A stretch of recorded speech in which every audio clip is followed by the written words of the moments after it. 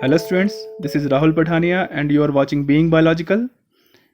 This is second video lecture of the chapter Control and Coordination, and today we are going to discuss about the types of nervous actions. In the last video lecture we studied about the structure of neuron, the transmission of nerve impulse and synapse. Today we are going to discuss about the types of nervous actions. Basically, there are three types of nervous actions. The first is reflex action, second voluntary actions, and third is involuntary actions. We will discuss each in detail. So let's discuss about the reflex action for the first. Reflex action, as it defines, it is automatic, mechanical and immediate response to a harmful stimulus. इसका मतलब क्या हुआ?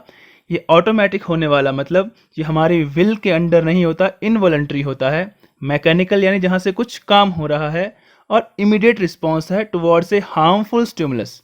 यानी कोई harmful situation आ जाती है, जैसे मान लिया मतलब आपको अचानक ऐसा लग रहा है कि धक्का लग गया और आप खुद को बचा लेते हैं, या आप किसी गर्म बर्तन को टच करते हैं तो हाथ पीछे खींच लेते हैं. ये सारे जो स्टिमुलस हैं हार्मफुल स्टिमुलस, उस केस में जो आप एक्शन करेंगे, उसके लिए रिएक्शन करेंगे, वो रिफ्लेक्स एक्शन कहलाएगा. जैसे एग्जाम्पल दिया गया है, pulling the hand back from the flame. आग के ऊपर आपका हाथ टच हो गया तो जल्दी से हाथ पीछे खींच लेते हैं, और यही एक्शंस रिफ्लेक्स एक्शंस कहलाते हैं. अगर आपकी आंखों के ऊपर अचानक कोई तेज़ लाइट पड़ती है, आप आंखें बंद कर लेते हैं, वो भी रिफ्लेक्स एक्शन में ही आएगा. तो ऐसे एक्शन जो इमीडिएट होते हैं और ऑटोमेटिक होते हैं किसी हार्मफुल स्टिमुलस के लिए, उसे कहते हैं रिफ्लेक्स एक्शन. डेफिनेशन देखेंगे अब इनवॉलंटरी एक्शंस की. जैसा कि नाम से ही क्लियर है, इनवॉलंटरी एक्शंस ऐसे एक्शंस जो हमारे कंट्रोल में नहीं होते, अपने आप ऑटोमेटिकली होते रहते हैं, उनको कहते हैं हम इनवॉलंटरी एक्शंस.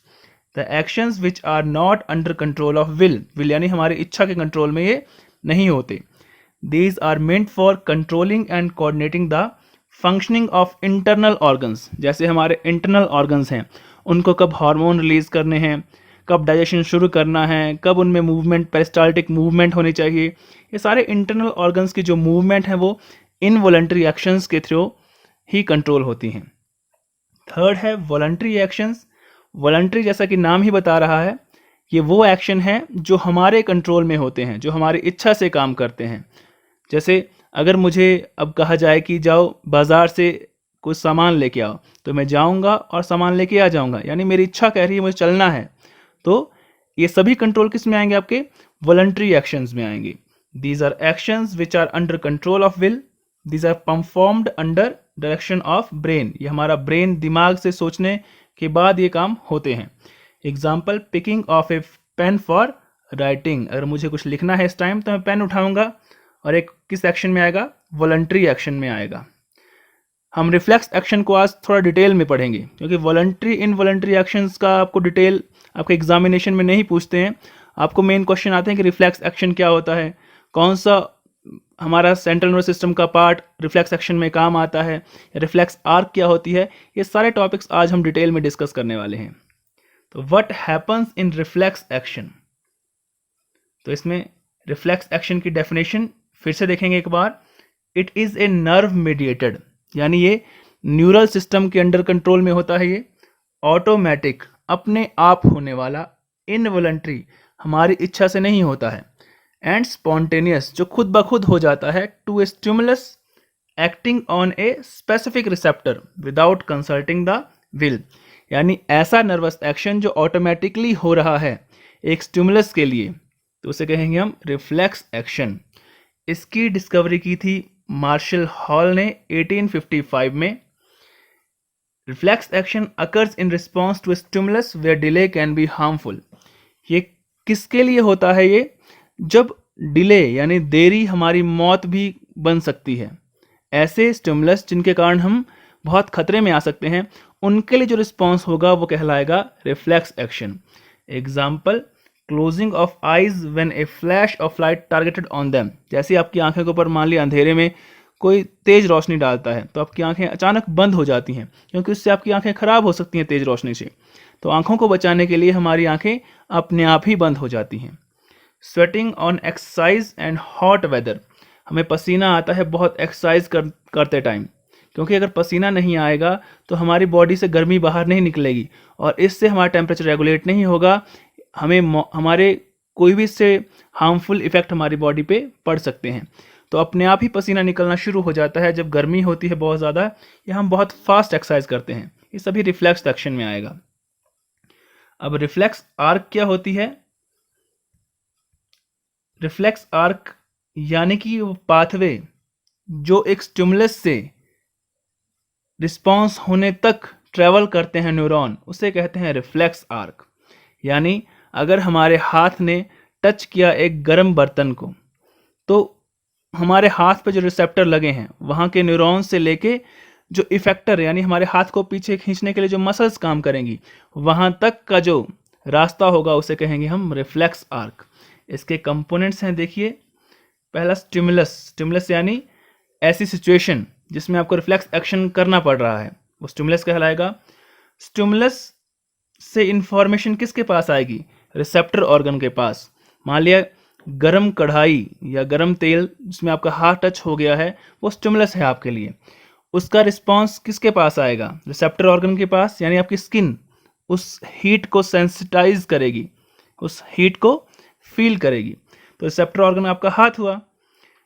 आपके हाथ से, आपकी स्किन से सेंसरी न्यूरॉन जो इस इंफॉर्मेशन को लेके जाएंगे कहाँ तक?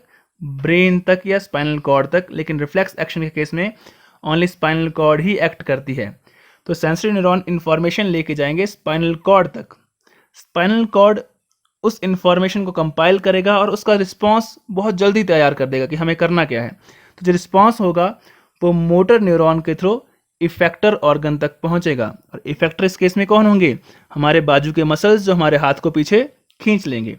तो जो रास्ता ट्रेवल किया एक इंफॉर्मेशन ने रिफ्लेक्स एक्शन के दौरान, उस रास्ते को कहते हैं हम रिफ्लेक्स आर्क। एक डायग्राम के थ्रू समझते हैं। ये डायग्राम है रिफ्लेक्स आर्क का। यहाँ आप देखिए एक गर्म बर्तन है जिसमें कुछ गर्म हो रहा है। आपका हाथ इस गर्म बर्तन में टच हो चुका है। तो रिसेप्टर क्या है आपके? जो आपकी एपिथेलियल मेम्ब्रेन होगी, स्किन, जहाँ देखिए जो स्किन है आपकी, ये आपकी रिसेप्टर कहलाएगी। ये स्किन में जो न्यूरॉन होंगे वो हीट को सेंस करेंगे, दर्द को सेंस करेंगे। इससे यहाँ जो इंफॉर्मेशन है वो पहुँचेगी स्पाइनल कॉर्ड तक। ये स्पाइनल कॉर्ड है, ये सेंट्रल नर्वस सिस्टम का ही पार्ट है ये। तो हमारे हाथों की स्किन फील करेगी हीट को और पेन को, और स्किन में जो न्यूरॉन होंगे, सेंसरी न्यूरॉन, वो इस इंफॉर्मेशन को पहुंचाएंगे स्पाइनल कॉर्ड तक। अब स्पाइनल कॉर्ड से ये इंफॉर्मेशन वापस जाएगी, यानी हमें क्या करना है? मोटर न्यूरॉन के through up to the muscles, यानी इफेक्टर ऑर्गन तक। तो ये जो पाथवे था, ये कंप्लीट पाथवे जो है हमारे receptor, sensory neurons, spinal cord, then motor neurons and effector muscles, इसे कहेंगे हम रिफ्लेक्स आर्क। ये बहुत बार डायग्राम को बनाने के लिए भी आता है आपके बोर्ड एग्जामिनेशन में, और हर एक पेपर में पूछ जाता है ये। यहाँ पूछते हैं एक और क्वेश्चन 1 मार्क में कि रिफ्लेक्स एक्शन के दौरान सेंट्रल नर्वस सिस्टम का कौन सा पार्ट काम आता है? वो है स्पाइनल कॉर्ड। यहाँ ब्रेन का कोई काम नहीं होता। तो अब देखते हैं रिफ्लेक्स एक्शन का इम्पोर्टेंस क्या है, ये हमारे लिए क्यों इम्पोर्टेंट है। हमने कहा रिफ्लेक्स एक्शन कब होता है? जब ऐसा स्टिमुलस हो जो हमारी जान के लिए भी हार्मफुल हो सकता है, जिससे हमें बहुत बड़ा हार्म हो सकता है। तो उस केस में जो एक्शन होगा, इनवॉलंटरी एक्शन, उसको हम रिफ्लेक्स एक्शन कहते हैं। तो रिफ्लेक्स एक्शन हमारे लिए लाइफ सेविंग हो सकता है। Second, it checks overloading of brain, क्योंकि रिफ्लेक्स एक्शन अगर ब्रेन तक पहले इंफॉर्मेशन जाएगी, ब्रेन से उसका मैसेज कन्वे होगा, वहाँ पे कंपाइल होगी इंफॉर्मेशन, और फिर हमारा रिस्पॉन्स बनाया जाएगा। तो इसमें बहुत टाइम लग सकता है। तो सारा का सारा इन्फॉर्मेशन कहाँ गया? ओनली स्पाइनल कॉर्ड में गया रिफ्लेक्स एक्शन के दौरान, और स्पाइनल कॉर्ड से ही रिस्पॉन्स बन के आ जाता है। तो ब्रेन पे लोड नहीं पड़ता। It checks overloading of brain. Next, survival value. Reflex action can save life, ये हमारी जान बचा सकता है, क्योंकि हमने देखा कि बहुत हार्मफुल कंडीशंस में ही रिफ्लेक्स एक्शन होता है।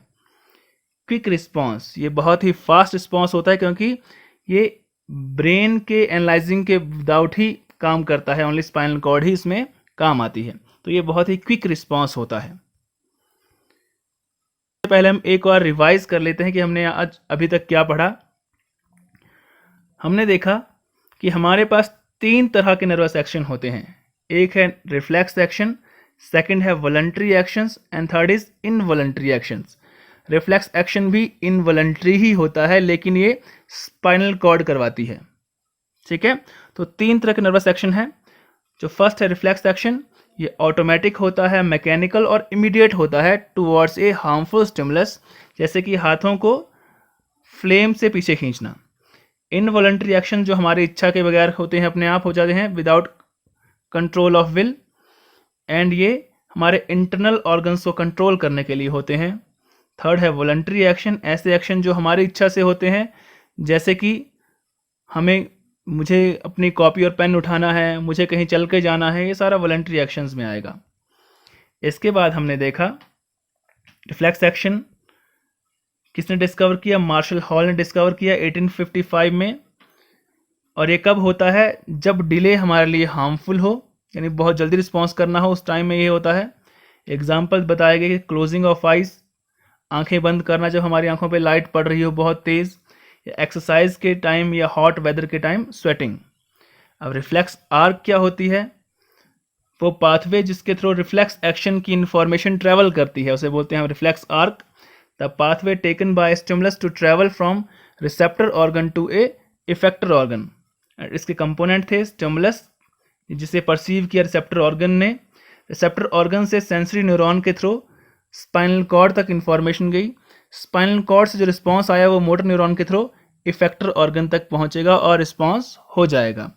डायग्राम के थ्रू देखें तो ये हाथ एक गर्म बर्तन को टच करता है, हाथ की जो स्किन है वो रिसेप्टर है, यहाँ से सेंसरी न्यूरॉन इंफॉर्मेशन पहुंचाएंगे स्पाइनल कॉर्ड तक, स्पाइनल कॉर्ड से मोटर न्यूरॉन के थ्रू जो रिस्पॉन्स होगा वो मसल्स तक पहुंचेगा हाथों की, और हम हाथ वापस खींच लेंगे।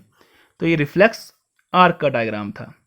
हमने इंपॉर्टेंस देखी रिफ्लेक्स एक्शन की, कि ये ब्रेन की ओवरलोडिंग को कम करता है, ब्रेन के काम को कम कर रहा है, क्योंकि यहाँ स्पाइनल कॉर्ड ही इन्वॉल्व है। इसकी सर्वाइवल वैल्यू है, हमारी जान बचा सकता है, और ये बहुत क्विक रिस्पॉन्स होता है, इसका एक्शन बहुत ही फास्ट होता है।